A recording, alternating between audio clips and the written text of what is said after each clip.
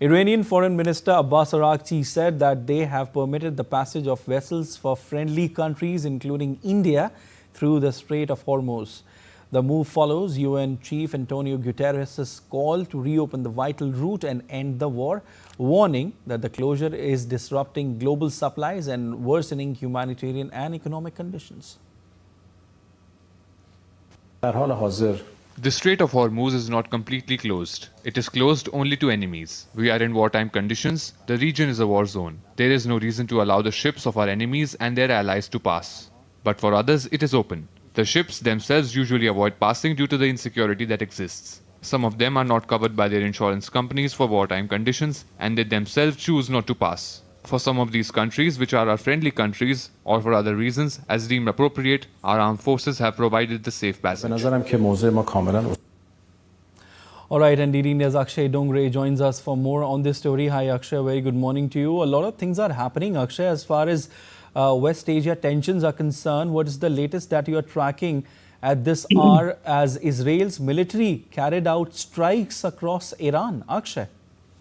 Well, Siddharth, this could be a major disruption to the possibility of a peace, negotiation that we have been talking about for the past few hours, especially with Iran making a statement that they are reviewing the US president's 15-point peace plan.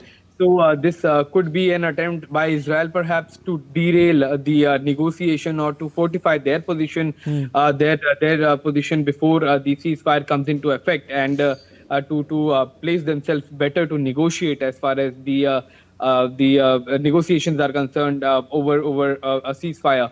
So could actually derail the entire process. It's very disruptive in nature, and it is for now the U.S. Leadership to define and to see that how they are going to deal with Israel carrying out this scale of terror, this scale of airstrikes that they are carrying out in Iran at this point in time, and as they have carried it out just some time back, according to the statement. So now whether there will be a retaliation, whether there will be a retaliation on Israel or on other Gulf countries as well from Iran, that remains to be seen. But it seems that, the sort of glimmer of hope that we are seeing, obviously, and we were talking about how this could be a hopeful situation, but it all depends on the future outcomes of how the conflict pans out to be. It seems that the first disruption has come barely few hours after that statement was made by Iran over possibility of a negotiation according to Donald Trump's peace plan. So it remains to be seen how a reaction would be, how there will be a retaliation or not, and whether there will be a continuation of the reviewing of this peace process.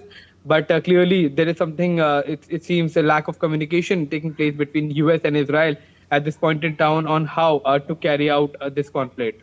Yeah, definitely, Akshay. I mean, we can't clearly say about the communication between Israel and the United States, but one thing is clear, you pointed out really rightly here, that the momentum which was building as far as the peace talks were concerned, Iran just said, a while back that it is reviewing the peace plan by the United States after earlier rejecting it.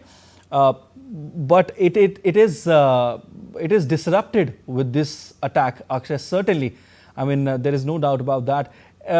Any response, has Tehran issued a response yet? Well, not that we have heard of as of now, but certainly there is going to be a response. And in all probability, it seems like it depends on the kind of damage that Iran has received in this wave of airstrikes.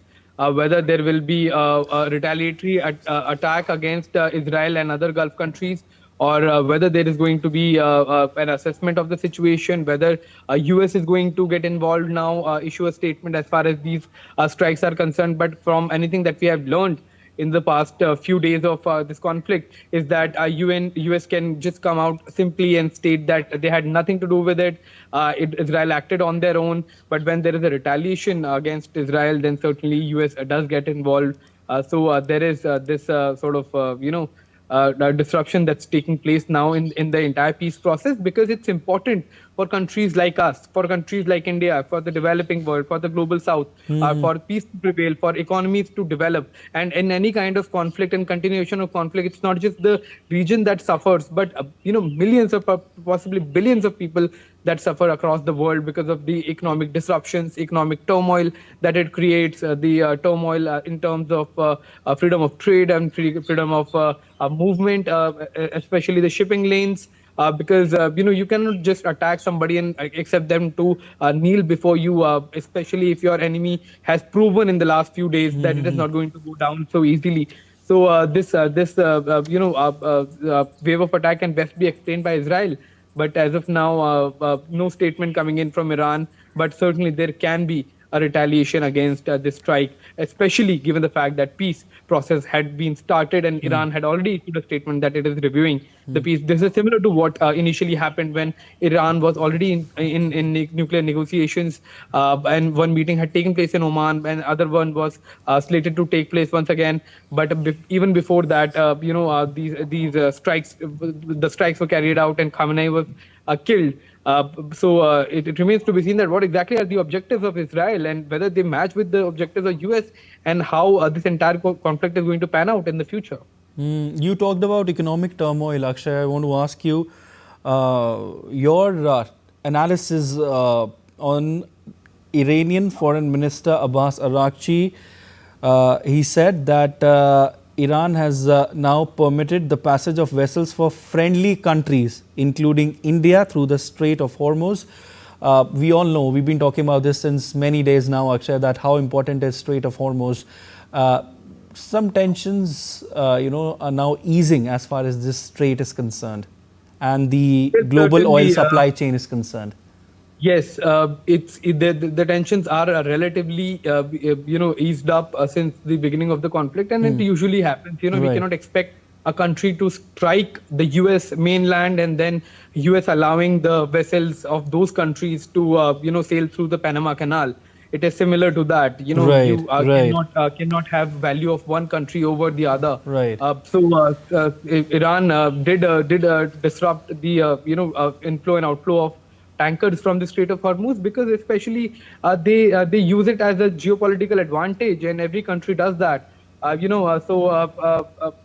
that the tensions were slightly easing up, they had allowed more tankers to sail through, especially the friendly countries, because usually that is what happens in a conflict-like situation.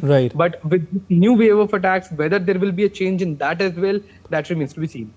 Definitely. Again, Akshay, this is a developing situation. We'll keep taking updates from you on this. Thank you so much. We'll leave it there as of now.